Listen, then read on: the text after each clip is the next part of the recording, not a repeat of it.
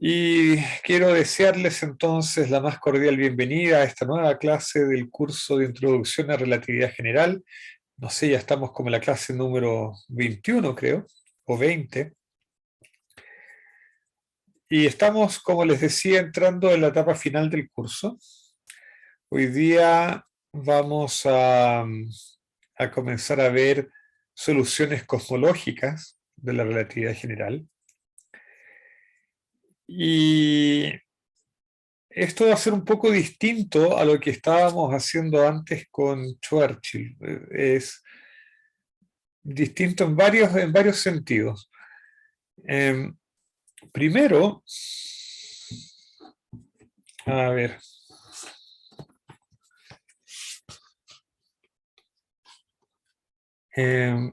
Vamos a ir a la pizarra.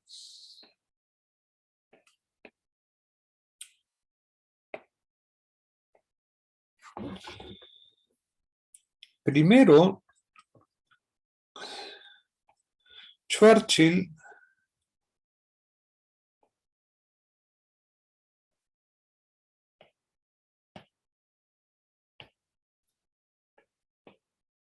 es una solución de vacío. O sea, es una solución a las ecuaciones de Einstein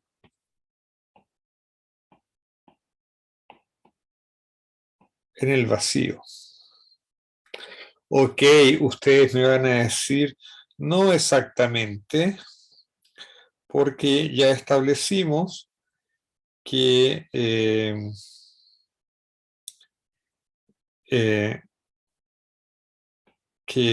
en realidad aquí, en vez del 0, yo debería poner algo así como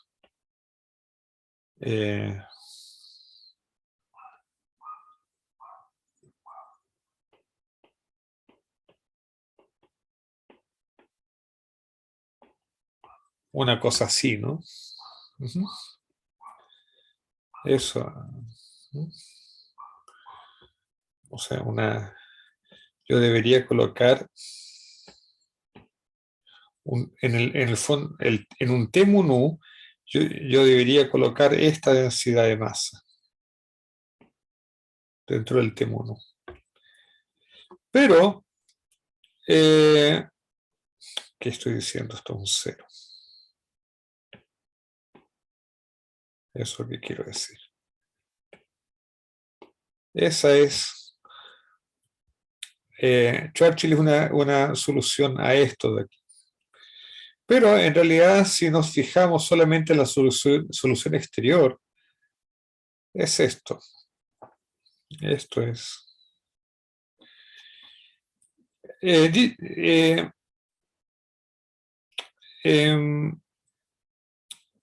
Y antes que se me olvide hacerlo, déjenme multiplicar esto por G mu nu.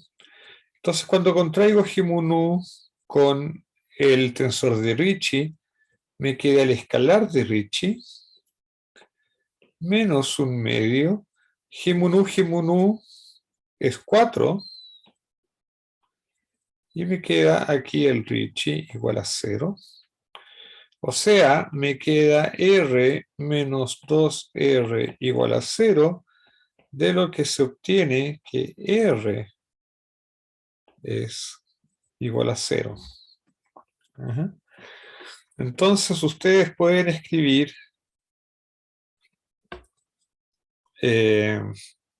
la ecuación en el vacío de esta manera en realidad. R mu nu igual a 0. Esas son las ecuaciones de Einstein en el vacío. En el vacío. En fin. Pero ahora nosotros nos vamos a dedicar a otra cosa. Nos vamos a dedicar a una solución que ya no va a ser solución del vacío, sino que nos vamos a dedicar a la cosmología Entonces nos vamos a dedicar a la cosmología. Y en la cosmología ya no vamos a tener un espacio vacío. Vamos a tener a considerar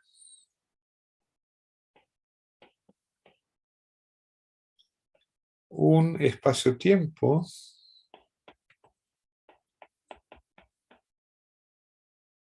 que contiene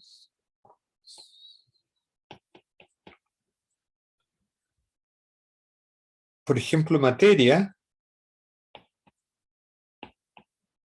o que contiene radiación o algunas otras cosas, puede ser constante cosmológica, cosas así.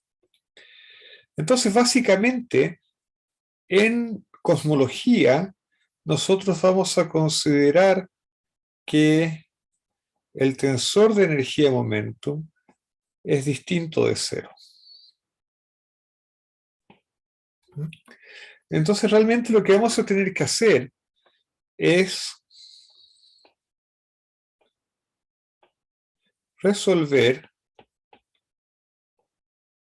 las ecuaciones de Einstein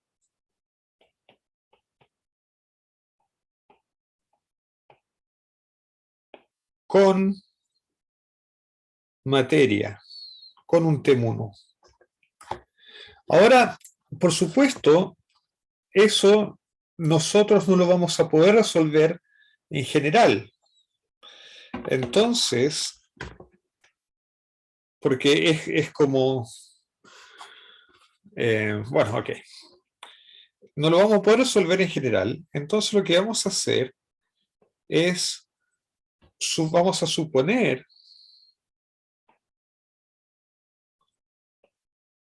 una forma para T1. Y entonces, para ese T1 dado, vamos a resolver las ecuaciones de Einstein. ¿Me siguen?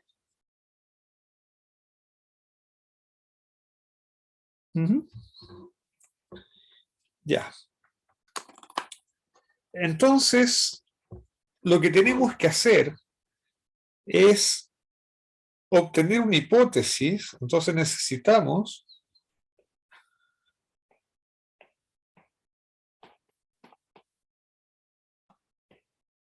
una buena hipótesis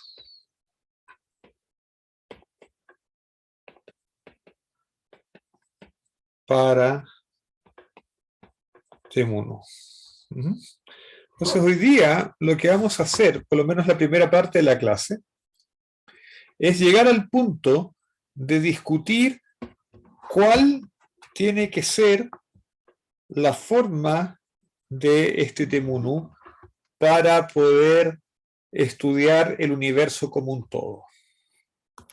Esa es la idea. ¿Preguntas, comentarios? ¿Está claro para dónde vamos? Sí, está claro. Sí, sí está claro, pero yo tengo la duda de que entonces como todo lo que trabaja cosmología es el supuesto de cuál es el valor de T1, digo, cuál es la forma del T1, mejor dicho. Exacto, sí, uno siempre coloca hipótesis sobre T1. Ah, pero hay distintas hipótesis para ese T1, ¿o no? Bueno, nosotros vamos a considerar una hipótesis en general que va a corresponder a la hipótesis de que el universo está lleno de un fluido perfecto y vamos a considerar varios casos particulares de esa hipótesis, porque esa hipótesis se puede realizar de varias maneras.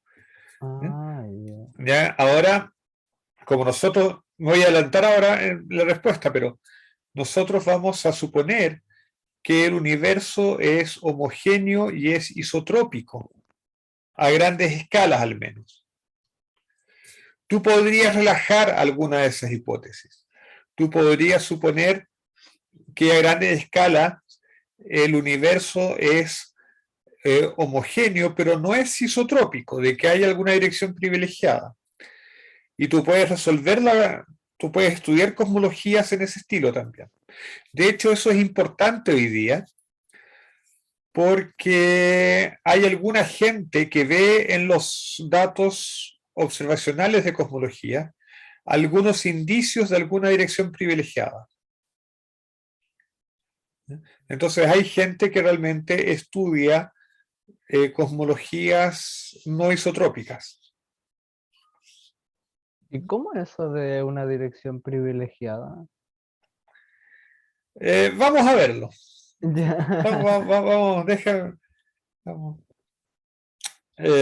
Vamos a verlo. Ya, entonces déjeme ir a los apuntes. Ya. Entonces, una de las gracias que tiene relatividad general es que es una teoría sobre el espacio-tiempo. Y por otro lado, es una teoría de la gravitación. Ahora, a grandes escalas, hasta donde nosotros sabemos, la fuerza predominante es la fuerza gravitacional. Eso es muy importante. ¿Por qué? A ver, voy a tener que ir a la pizarra de nuevo. Vamos a ir a la pizarra. Existen 4 fuerzas fundamentales en la naturaleza. La fuerza nuclear fuerte, la fuerza nuclear débil, el electromagnetismo y la gravitación. Son todas las fuerzas fundamentales conocidas. La fuerza nuclear fuerte es una fuerza muy intensa, de hecho es la más intensa que se conoce, pero tiene un alcance de alrededor de 10 elevado a menos 15 metros.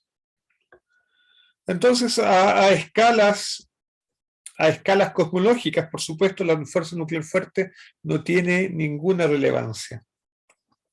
Algo parecido sucede con la fuerza nuclear débil, que tiene un alcance de 10 elevado a menos 18 metros. Así es que, chao, a escalas grandes, tampoco significativa. El electromagnetismo ahora tiene un alcance infinito, pero tiene cargas positivas y tiene cargas negativas. Y los objetos macroscópicos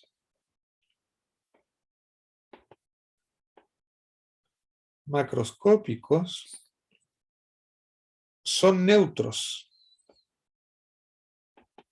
Los planetas, las estrellas, son objetos neutros. Alguien podría decir todavía sí, pero el universo está lleno de plasmas. Sí, es cierto, el universo está lleno de plasma y eso hace que haya fuertes campos magnéticos, por ejemplo, en el universo. Pero incluso los plasmas son globalmente neutros. En los plasmas tú tienes las cargas positivas y negativas separadas, pero globalmente son neutros. Así es que de todas maneras, las fuerzas electromagnéticas son muy débiles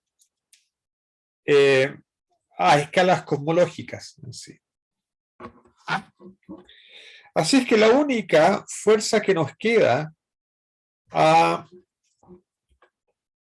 a, a escalas muy grandes, a escalas cosmológicas, es la gravitación, que tiene dos características importantes. Tiene alcance infinito y es siempre atractiva. Así es que las contribuciones se van sumando, las contribuciones de pequeñas partes se van sumando siempre. Por lo tanto, a grandes escalas, la gravitación resulta ser la única fuerza relevante. Ahora, esto quiere decir que, siendo la relatividad general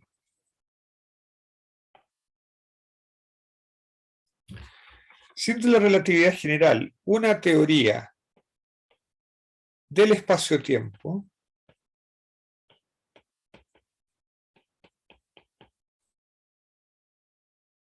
y una teoría de la gravitación, entonces uno puede suponer razonablemente que la relatividad general debe poder describir el universo como un todo. Entonces, universo como un todo. Y en realidad, la relatividad general nos dio por primera vez la oportunidad de modelar el universo como un todo, de tener una teoría, un modelo del universo como un todo. Y eso fue muy importante porque relatividad general le arrebató la cosmología a la filosofía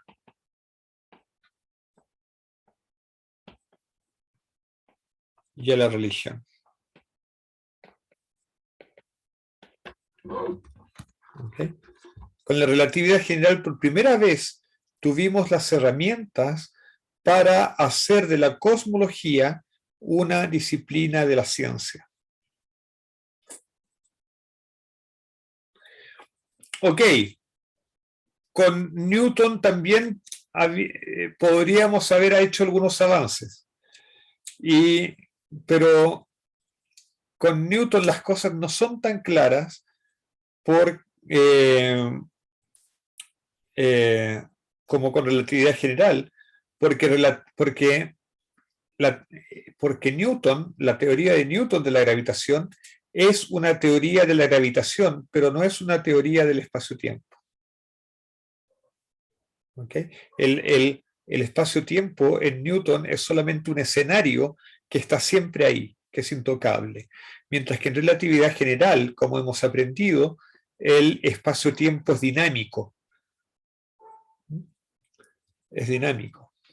Entonces, está sujeto a las leyes de la física. Preguntas, comentarios. Profe, ¿Sí? pero si nosotros tratáramos de hacer esto como de analizar el universo como un todo, digamos, de cosmología, con Newton, o sea, de partida me imagino que sería súper complicado y segundo, los resultados serían muy distintos a lo que obtendríamos con relatividad general. No, de hecho, y es un no a las dos cosas. Tú puedes hacer un modelo de universo, un modelo de universo con Newton, solo que es un poquito artificial. No es muy complicado de hacer, de hecho, tal vez lo hagamos. No es muy complicado de hacer. Los resultados son lo que tú encuentras son algunos resultados particulares que también vamos a encontrar en relatividad general, pero relatividad general te da un cuadro mucho más amplio. Y cuando uno lo hace con la mecánica de Newton es un poquito artificial todo. Es un poquito artificial.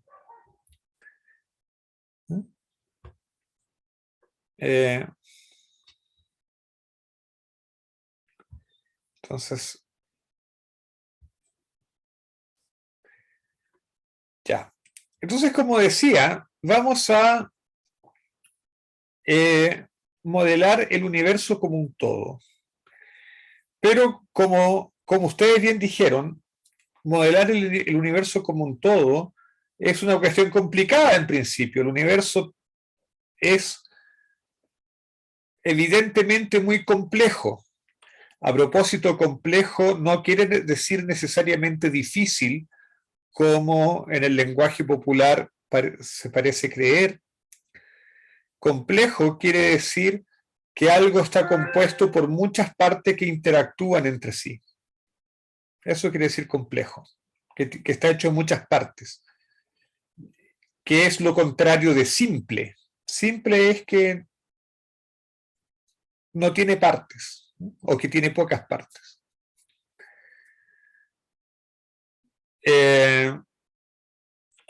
Simple es que no tiene mucha estructura, eso quiere decir simple. Complejo tiene mucha estructura. Y entonces, claro, los sistemas que son complejos en general también son difíciles de describir, porque justamente tienen muchas partes interactuando. Cuando uno tiene sistemas complejos,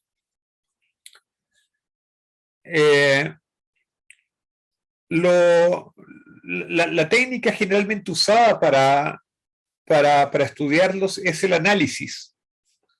¿Saben lo que significa análisis, cierto? ¿Saben lo que significa analizar? Analizar viene de el griego, bueno, vamos a escribir análisis en español.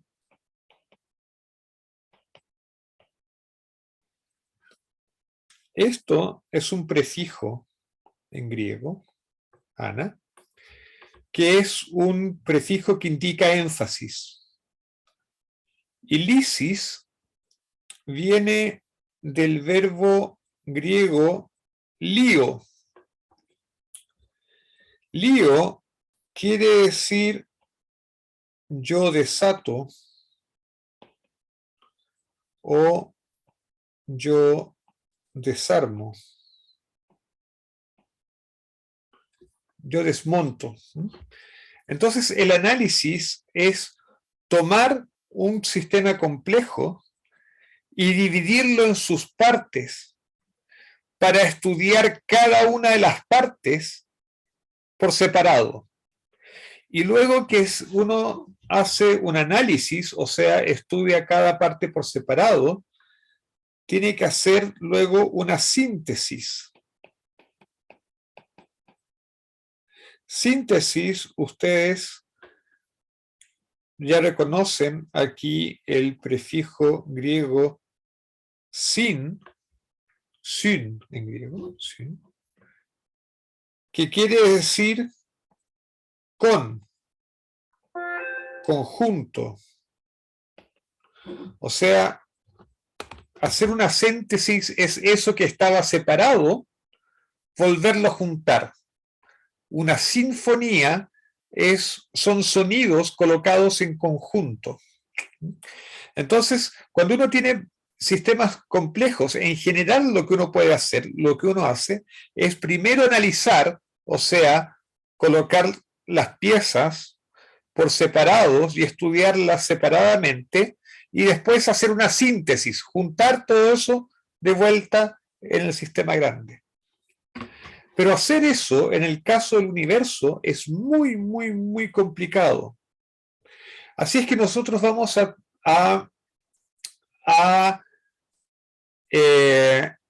tomar un camino distinto. Vamos a tomar lo complejo y vamos a hacer una abstracción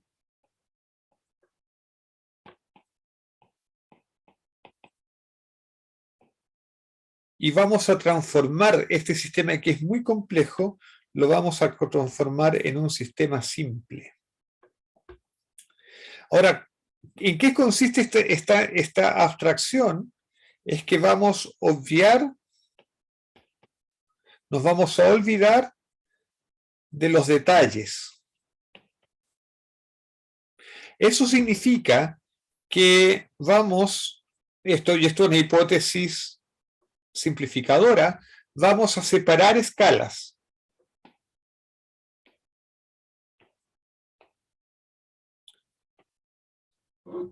Todo, vamos a suponer, cuando estamos hablando del universo como de un todo, vamos a suponer que lo que ocurre en el planeta Tierra no le importa al universo entero.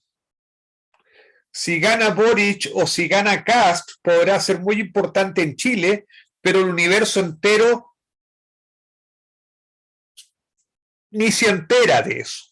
En Andrómeda no están preocupados quién gane la elección en Chile. ¿Estamos de acuerdo?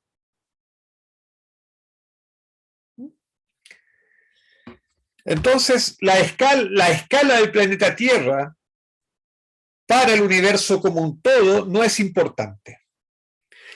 Lo que sucede en el sistema solar, en Andrómeda, les da lo mismo. Así es que la escala del sistema solar tampoco es importante. La escala galáctica tampoco es importante desde el punto de vista del universo entero, porque en el universo entero hay miles de millones de galaxias. Lo que pasa en la Vía Láctea, el universo, ils sont fous, como dicen en francés. Ils sont fous quiere decir, les da lo mismo. Les da lo mismo. Les da absolutamente lo mismo. Nosotros vamos a separar escalas y vamos a decir lo que realmente importa es lo que sucede a escalas muy, muy, muy, muy grandes, a escalas tan grandes que los detalles se borran. Es como la mesa en la que tengo apoyada la computadora. Yo veo la mesa lisa, pero eso a escalas macroscópicas. A escalas microscópicas, yo veo que la mesa está llena de rugosidades. Y si yo voy a escalas nanoscópicas, me voy a dar cuenta que, que la mesa está realmente hecha de átomos. Pero para yo poder escribir en la mesa o apoyar el computador en la mesa, no necesito pensar en los átomos, necesito pensar en la mesa como objeto macroscópico. Lo mismo sucede con el agua. El agua, yo la veo fluida, yo la veo continua, y para, qué sé yo, para tomar agua o para hervir agua en la tetera o para hacer que pase agua a través de una manguera y regar un jardín, por ejemplo, no necesito pensar que el agua en realidad está hecha de muchas moléculas.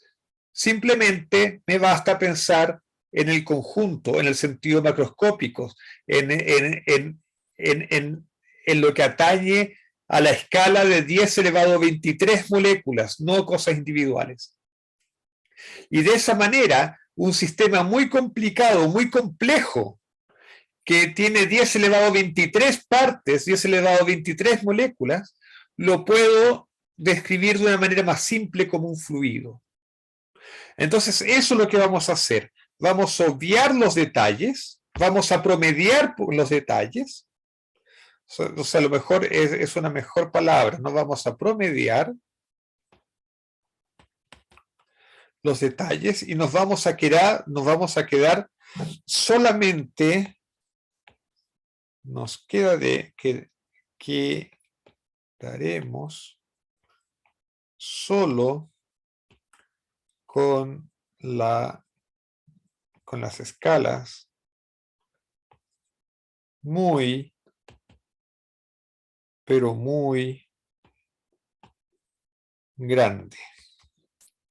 A esas escalas muy, muy grandes, como en el universo existen miles de millones de galaxias, las galaxias son como, pasan a ser como las moléculas del universo. Y yo no me voy a interesar en las moléculas, me voy a interesar en el universo macroscópico, vamos a decirlo entre comillas, en la escala macroscópica del universo. Y en esa escala macroscópica, todo el contenido de materia que hay dentro del universo me va a parecer a mí que es algo así como un fluido. ¿Se entiende la idea? Sí, sí se entiende. Ya. Entonces, Estas cosas son como para tener crisis existenciales, siento yo. sí, claro, pero si para eso estamos en física. Ya. Entonces, vamos a suponer que el universo está lleno de un fluido y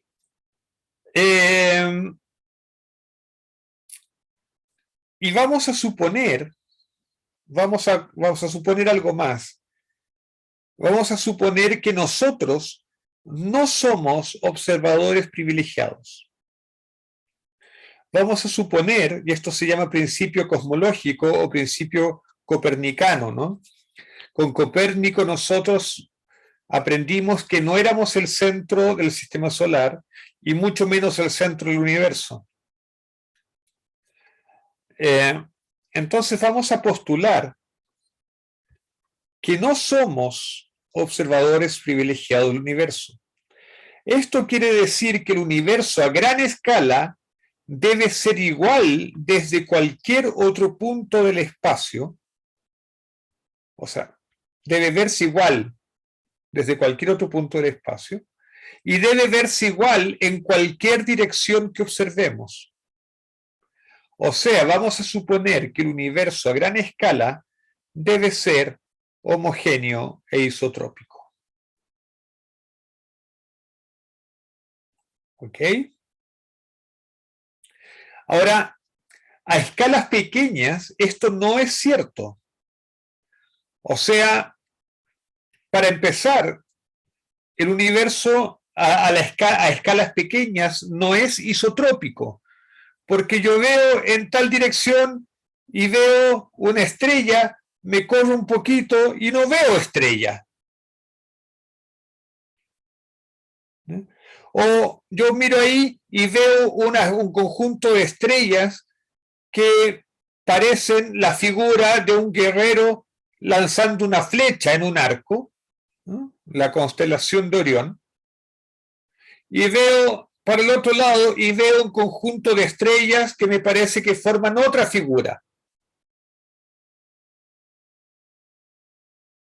Entonces, el cielo nocturno, tal como nosotros lo vemos, no es isotrópico.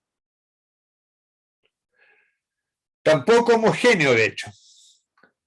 Pero eso es a escala pequeña. Estamos suponiendo que el universo es homogéneo e isotrópico a grandes escalas, a escalas mucho mayores que las escalas galaxias, a escalas en que las galaxias son el equivalente a moléculas comparado con el universo entero. ¿Ok? Ahora, la pregunta es si acaso tenemos evidencia de que el universo sea homogéneo e isotrópico a grandes escalas. Bueno, sí, tenemos evidencia. La evidencia viene de la radiación cosmológica de fondo que ustedes han visto acá. ¿De dónde viene la radiación cosmológica de fondo? Cuando el universo tenía algo así como 380.000 años, se enfrió lo suficiente para que los electrones y los protones pudieran unirse y formar átomos, átomos estables. Antes de eso, el universo era más caliente y la radiación que había en el universo tenía más temperatura, por lo tanto tenía más energía. Entonces, cada vez que un protón se juntaba con un electrón para formar un átomo de hidrógeno, por ejemplo, venía un fotón, era absorbido por el electrón y ionizaba al átomo de hidrógeno. Porque los fotones que estaban dando vuelta alrededor tenían energía suficiente para ionizar el átomo de hidrógeno y entonces lo que había era una sopa de protones, electrones y fotones, pero estaban todos libres, no podían juntarse para formar átomos. Cuando el universo tuvo algo así como 380.000 años, el universo se enfrió lo suficiente como para que los fotones no tuvieran tanta energía y ya no pudieran ionizar el átomo de hidrógeno. Por lo tanto, ahora sí, el protón y el electrón podían juntarse, formar átomos tranquilamente. Y los fotones ya dejaron de interactuar con la materia, dejaron de ionizar a la materia. Por lo tanto, se comenzaron a propagar sin ser molestados, sin ser absorbidos por los átomos de hidrógeno que se estaban formando. Esa radiación que se liberó cuando el universo tenía 380.000 años, está llegando hasta nosotros hoy día. Y como el universo se ha ido expandiendo, llega a nosotros con energía mucho menores, o sea, con longitudes de ondas mucho más largas, y esa es, y llegan a nosotros de hecho en forma de microondas, y esa es la radiación cosmológica de fondo, la radiación cosmológica de microondas.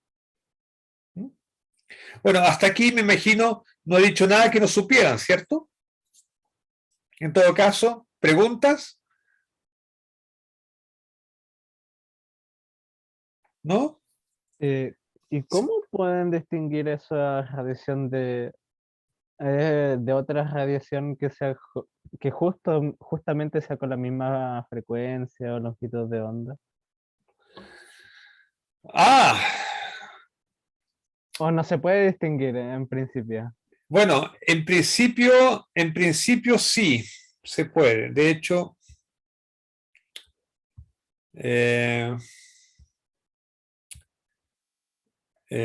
ustedes no están viendo. Déjenme compartir pantalla de nuevo. Voy a mi navegador.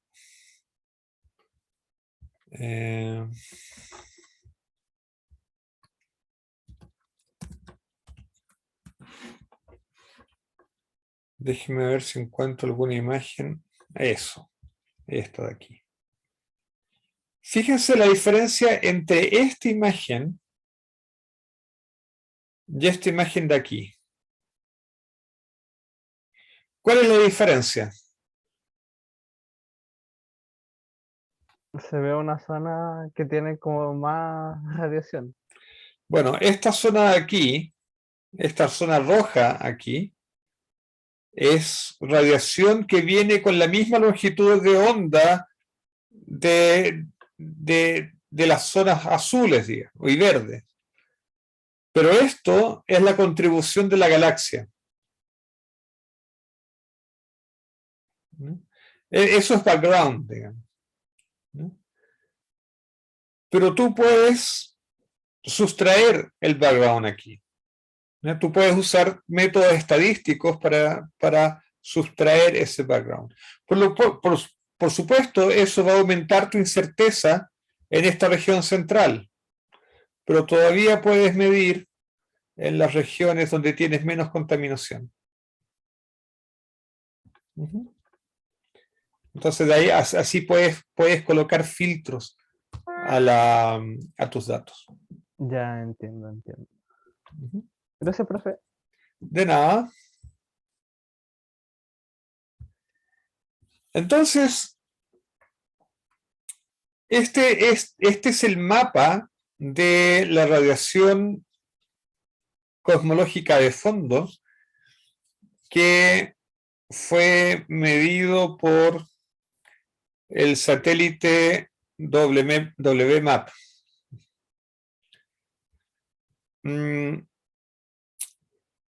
El espectro de la radiación es este de aquí. Bueno, aquí está el espectro medido por un satélite anterior, por COBE. Los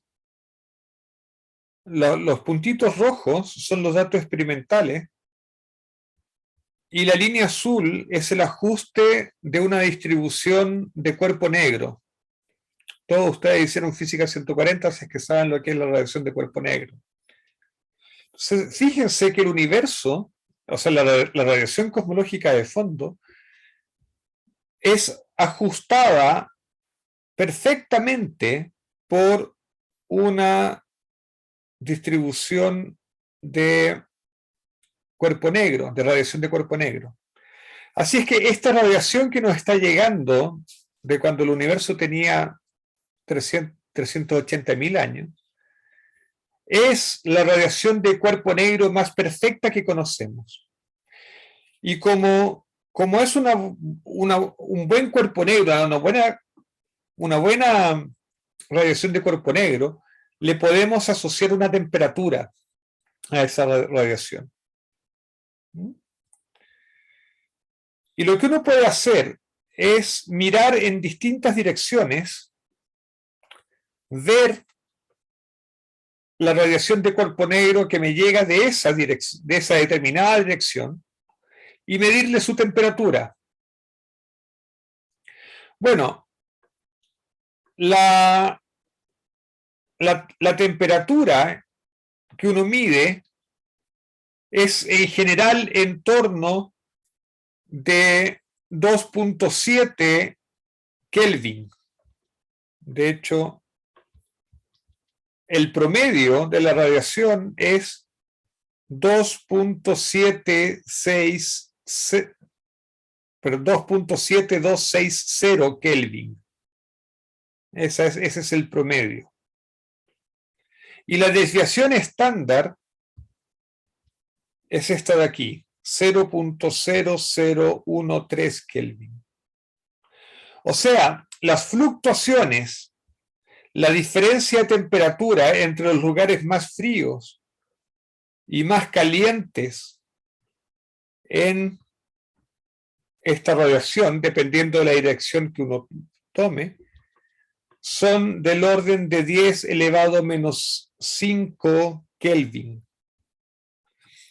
O sea, el universo primitivo, el universo cuando tenía 380.000 años de existencia, era isotrópico, uniforme e isotrópico, con una precisión de una parte en 100.000. O sea, eso es bastante isotrópico, digamos, bastante homogéneo. No es perfectamente homogéneo, pero es extraordinariamente homogéneo. De hecho, es bueno que tenga pequeñas inhomogeneidades, porque esas pequeñas inhomogeneidades fueron las que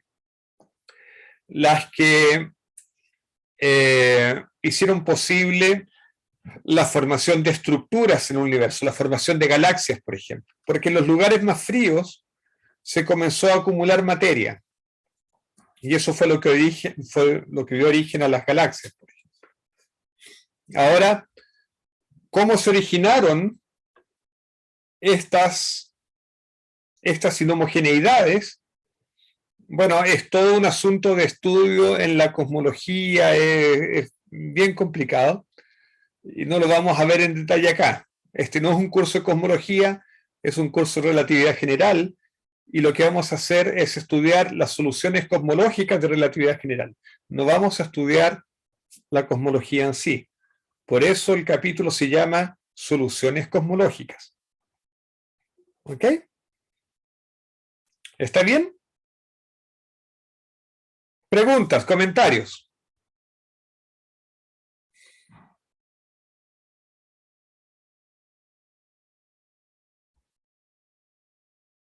Ya. Entonces, la radiación cosmológica de fondo nos proporciona evidencia para estar convencidos de que a gran escala, a muy gran escala, podemos considerar el universo como homogéneo y como isotrópico.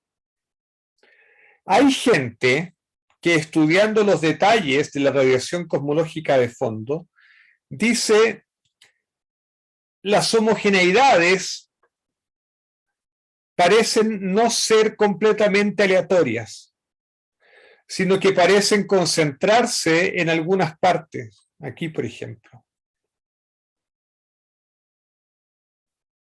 Por lo tanto, es posible que haya una dirección privilegiada en la radiación cosmológica de fondo, una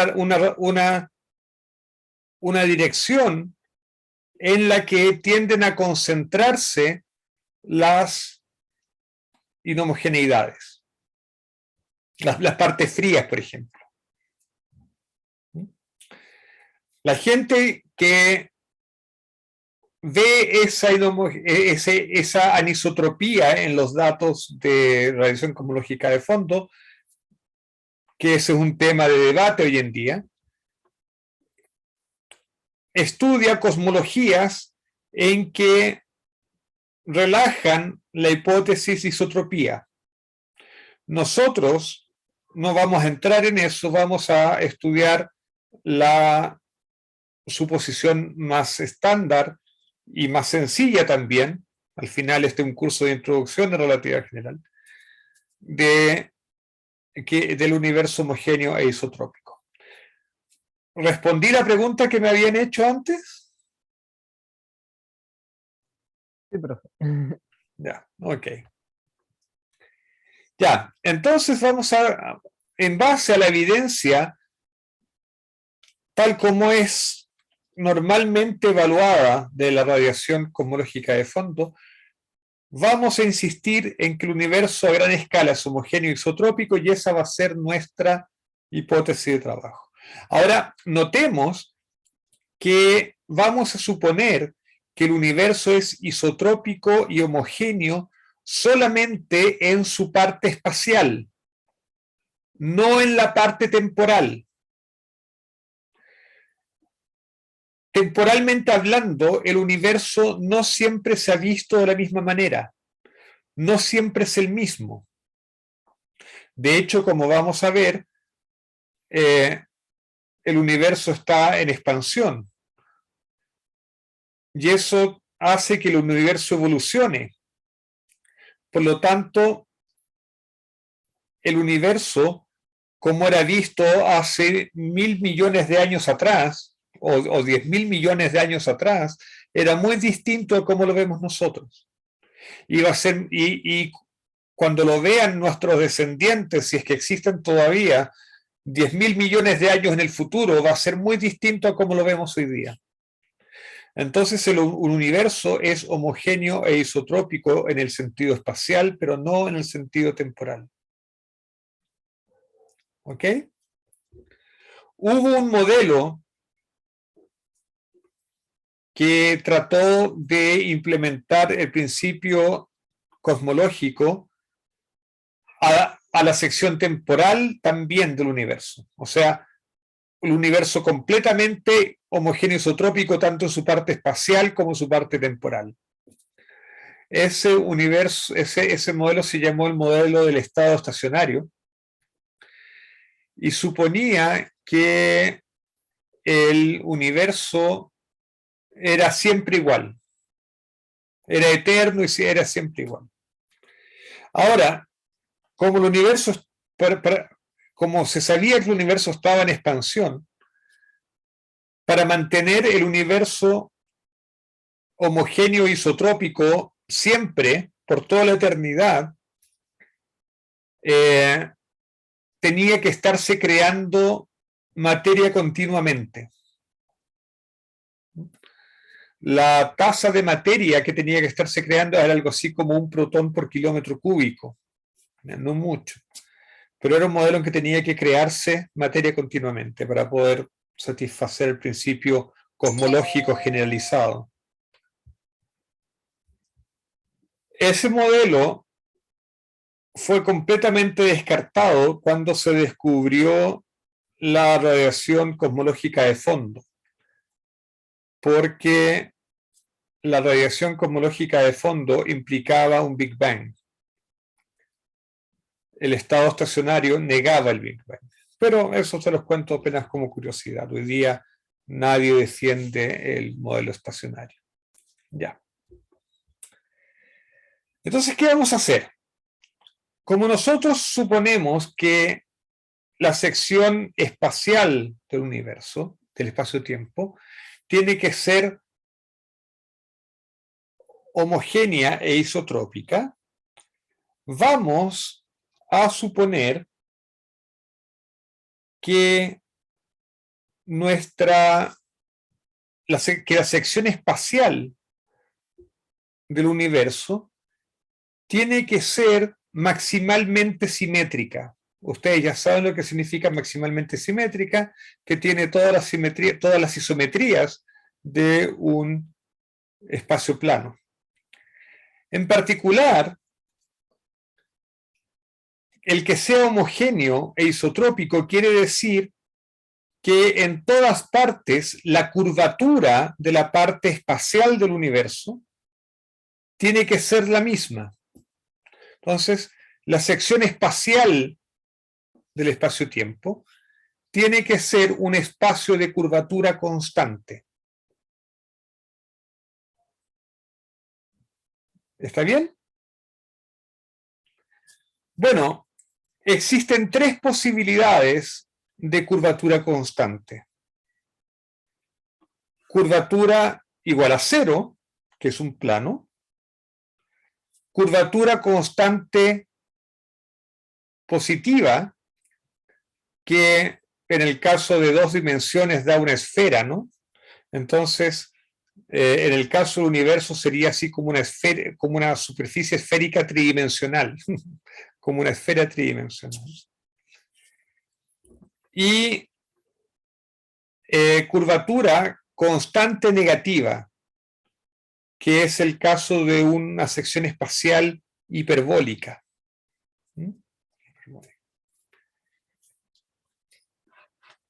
Esos tres casos se pueden describir, no lo voy a deducir, se lo estoy contando solamente. A lo mejor en futuras versiones de los apuntes coloque una deducción de esto, pero esta es la métrica de la sección espacial tridimensional maximalmente simétrica. Y este parámetro K, aquí, que puede tener los valores 1, 0, menos 1, parametriza los tres tipos de espacios con curvatura constante que puede haber en tres dimensiones. Positiva, con K igual a 1, plano, con K igual a 0, y menos 1, con K, y negativo con K igual a menos 1. ¿Ok? Entonces, esta es la sección espacial isotrópica y homogénea más general que podemos escribir. El tiempo no lo vamos a tocar, lo vamos a colocar como en Minkowski.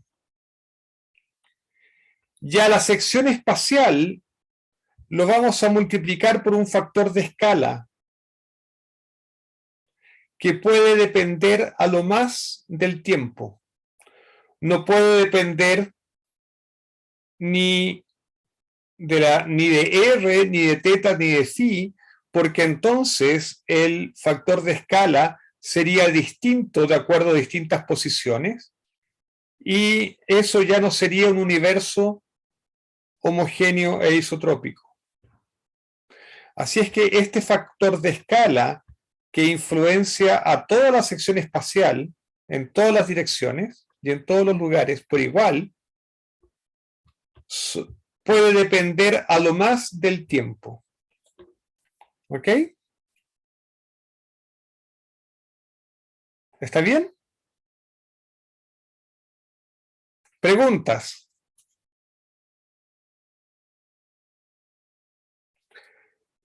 Entonces, este va a ser nuestro ansatz para la métrica de todo el universo, del universo como un todo, a gran escala, de acuerdo al principio cosmológico. Ese es nuestro ansatz. ¿Preguntas? ¿Comentarios?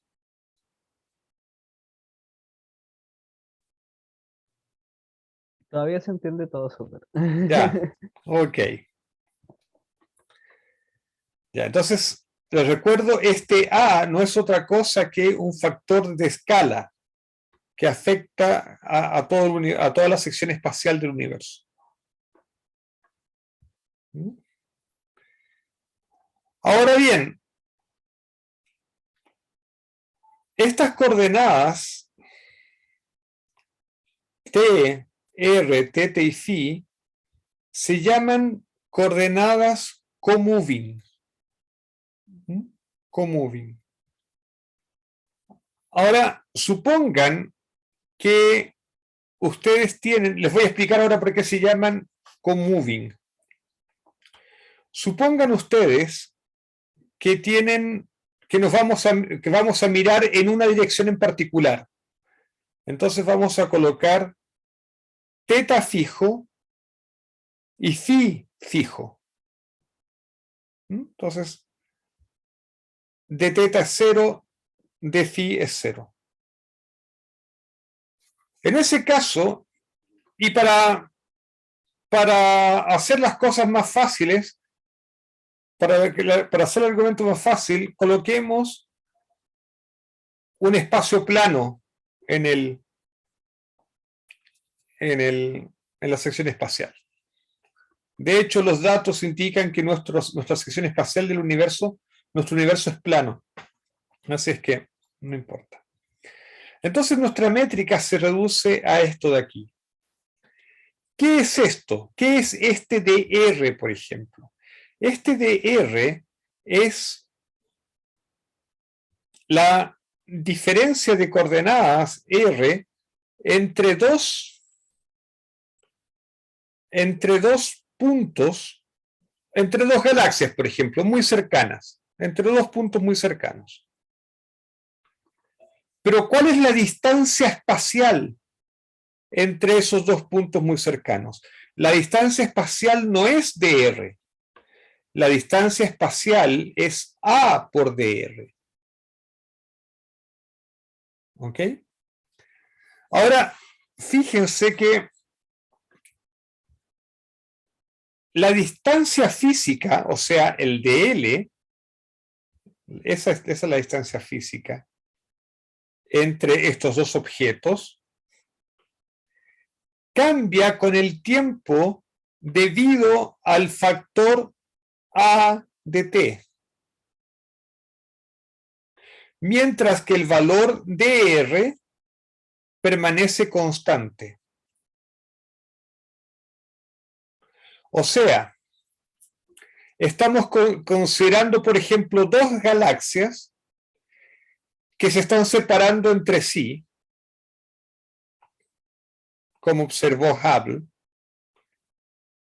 pero estamos suponiendo que la razón de esa separación es simplemente porque el universo está cambiando su factor de escala. Estas dos galaxias no tienen motores que las estén separando. Nadie está accionando motores que las separen. Si este factor de escala fuese constante, entonces las dos galaxias estarían quietecitas. ¿Ya? Es en ese sentido que las coordenadas r, θ y φ se llaman coordenadas comoving. Son coordenadas que van acompañando a los objetos en la expansión del universo. ¿Está claro?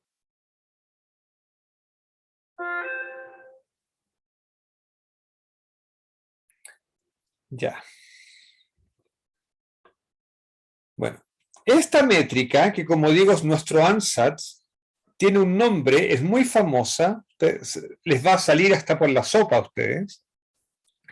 Esa métrica se llama métrica de Friedman, Lemaitre, Robertson, Walker. Friedman era un matemático ruso. Lemaitre era un sacerdote jesuita belga, cosmólogo también. Y Robertson y Walker eran dos cosmólogos y astrónomos, creo, norteamericanos. Y ellos descubrieron, o sea, Friedman, Lemaitre y Robertson con Walker descubrieron independientemente esta métrica o casos particulares de esta métrica. ¿No? Y por eso lleva el nombre de ellas. Ok. Ahora bien, nosotros vamos a suponer, como explicábamos al comienzo, que el universo está lleno de un fluido perfecto. Las galaxias y toda la materia que existe, toda la radiación que existe en el universo a gran escala, yo puedo promediar los detalles y puedo pensarlo como un gran fluido. Y entonces vamos a modelar la materia en el universo, en este universo homogéneo isotrópico, como un fluido perfecto, que es caracterizado por una densidad de masa o una densidad de energía en relatividad, ¿no es cierto? Es lo mismo. Y una presión. En los fluidos uno tiene densidad de masa y también tiene presión. Ok. Ahora, se puede demostrar, tampoco lo voy a hacer, en este curso de introducción yo les voy a contar la historia, les voy a contar la película, ¿no? Se puede demostrar que el tensor de energía-momentum de un fluido perfecto se puede escribir de esta manera. De esta manera de aquí. Donde los U's son la cuadrivelocidad de elementos de volumen en el fluido. Ahora bien, en las coordenadas comoving, el fluido está en reposo. La expansión, si hay una expansión, una contracción o lo que sea, se debe solamente a este factor global. Pero el fluido dentro de este espacio aquí está quietecito. Así es que la cuadrivelocidad del fluido es simplemente esa de ahí. es la cuadrivelocidad trivial, si ustedes quieren. Estamos usando unidades en que C vale 1. Entonces ustedes reemplazan esto aquí y usan la métrica de Friedman, Lemaitre, Robinson, Walker. Ustedes pueden constatar que el tensor de energía momentum tiene esa forma. O bien, si usan la métrica para bajar los dos índices, tiene esa forma de ahí. O bien, si bajan uno solo de los índices, tiene esa forma de aquí. Entonces ya tenemos todos los ingredientes.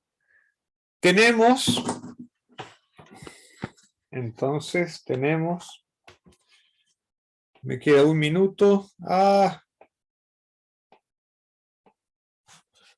Entonces tenemos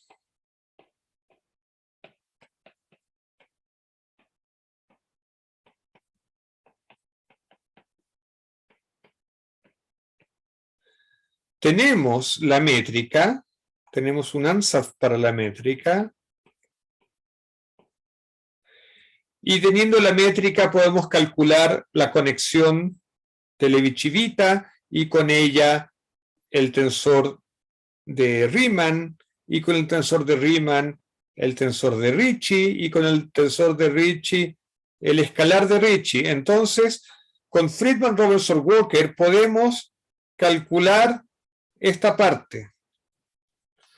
Ahora también tenemos una hipótesis, una forma para el T mu nu. Por lo tanto, podemos juntar todas estas cosas en las ecuaciones de Einstein y obtener ecuaciones diferenciales que podamos resolver. ¿Cuáles van a ser nuestras incógnitas? Nuestra incógnita va a ser el parámetro de escala AT. Ese va a ser nuestro parámetro, no nuestra incógnita. ¿Ok? Pero solamente será en la próxima clase que nosotros resolvamos las ecuaciones de Einstein para este caso. De hecho, las ecuaciones de Einstein para cosmología se van a llamar las ecuaciones de Friedman. ¿Ok? ¿Alguna pregunta? ¿Algún comentario?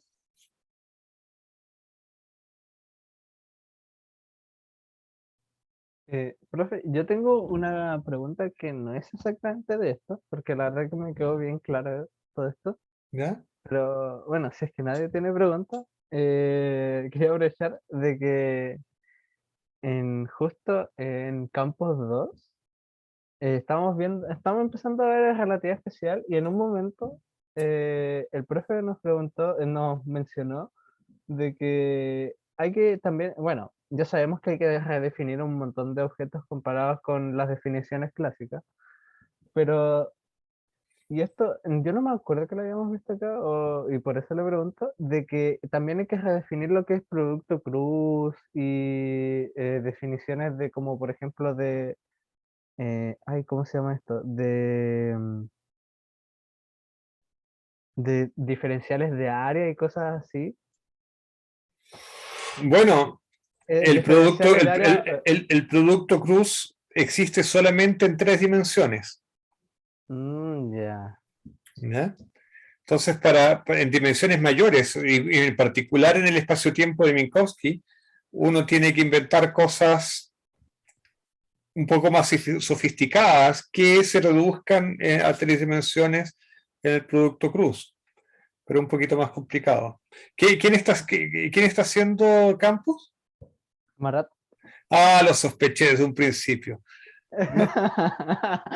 No me diga que van a haber formas diferenciales. Quizás, no sé.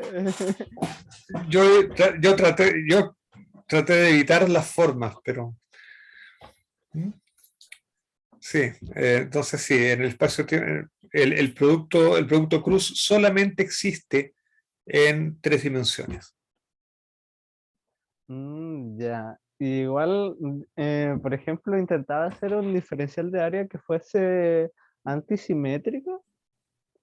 Eso igual o- eh, ocurre o no, se supone. Sí, sí, sí, sí, eso ocurre. De hecho, cuando uno trabaja con formas diferenciales, las formas diferenciales son eh, los tensores covariantes antisimétricos. Esos se llaman formas diferenciales.